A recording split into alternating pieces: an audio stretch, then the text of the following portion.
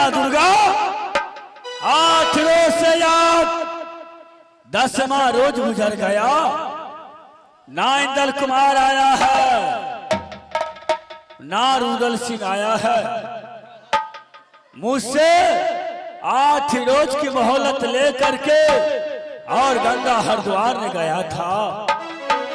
एक भी खबर गंगा हरिद्वार से राज महब्बा नहीं आया है।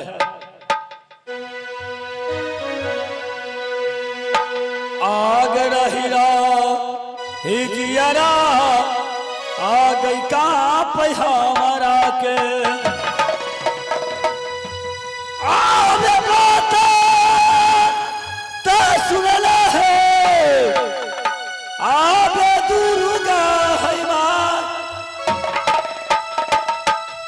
आग रहीरा हिजियरा का पैया वहां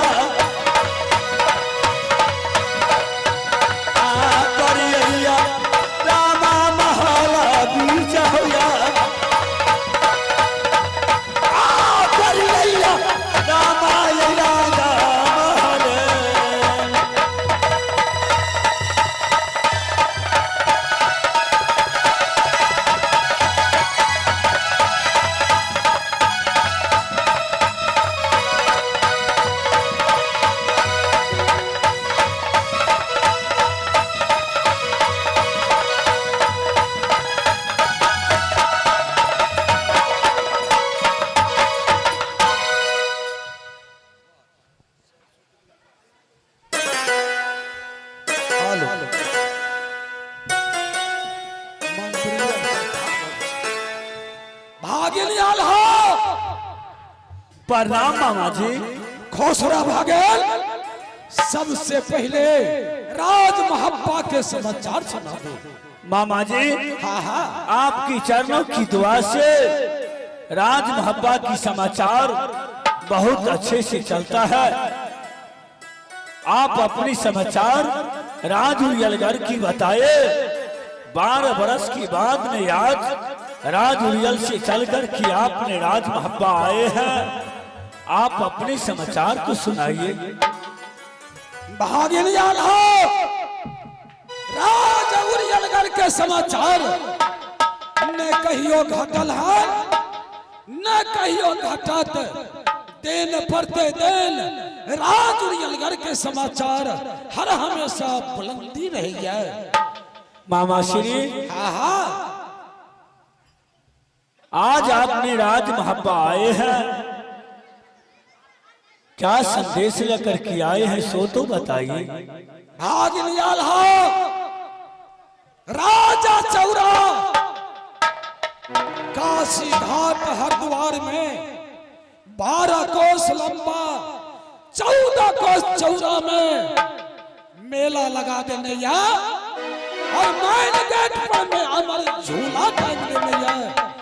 हाँ हाँ मामा जी, जे यात्री किया और मेला देख के आपस जा लगा तो झूला झूल के अमर बन करके मेला से जाए। क्यों नहीं मामा जी, मेरे भाई रुदल सिंह भी गया है और इंदल कुमार उसको साथ गंगा हरिद्वार मेला देखने के लिए गया है। 8 रोज से 10 रोज गुजर गया, ना रुदल वापस आया है ना इंदल कुमार मेरे पास आया है। बहुत डर लगते हैं मामा जी मुझे। भागिन हमारा मन में ये विश्वास है जे तोहर पुत्र तोरा बहुत भारी लगे चलो तो तू अपना भाई रुदल के साथ काशी हरिद्वार भेज दे। मामा जी, बचपन से इंदल कुमार के पोसल पालन जन्म मैं दिया और पोसल पालन रुदल सिंह किया। उन्हें बोला बड़े भाई साहब, मेरे दिल में लालसा है जो आप अपने इंदल कुमार के मेरे साथ लेकर के मैं गंगा हरिद्वार जाऊंगा। अगर उस टाइम में मैं इंदल कुमार के नहीं देता तो मेरे भाई क्या सोचता। आज मेरे पास बालक नहीं है, मैं बड़े भाई साहब से ये पुत्र आज मांगता हूँ मेला देखने के लिए, तो मेरे भैया जी मेला देखने से मना करता है। इसीलिए मामा जी मैंने सोच कर इंदल कुमार की मैं उसको साथ लगा दिया हूँ। भागल जय इंदल कुमार के लिए तो सोच रहा था, वो सोचना ही तो हटा दे। तो हर भाई रुदल आ इंदल के कारण प्रेम चंडाल बन गया। काशी हरिद्वार मेला में जा करके तोरा पुत्र के आज रुदला बलिदान दे दे। नहीं मामा जी, नहीं, मैं आपके वचनों की विश्वास नहीं करूंगा। वो रुदल का लड़का है, वो अपने हाथ से कैसे इंदल कुमार की बलि देगा। नहीं मामा जी। भागल हमरा नहीं देखल गल तब काशी हरिद्वार से सीधे हम राज महब्बा पहुंचल हूं तोरा पास। मामा जी, हाँ हाँ, मैं आपके वचनों से विश्वास नहीं होता है। जो इंदल कुमार के जिस टाइम में राज महब्बा में जन्म लिया था, आधे राज रुदल लुटाया। वो अपनी लड़का की तरह इंदल कुमार की मानता करता है। मैं आपकी वचन की नहीं मानूंगा।